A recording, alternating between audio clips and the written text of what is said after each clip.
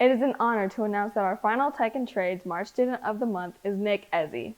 Mr. Brandon Reedy, head of the Barberton Fire Safety and EMT program, reports that Nick Ezzie embodies the core principles of the program.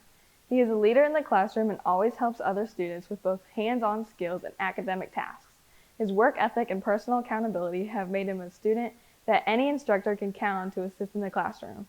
He has tremendous drive, ability, and very service-oriented attitude that will make him highly successful in the field of fire safety.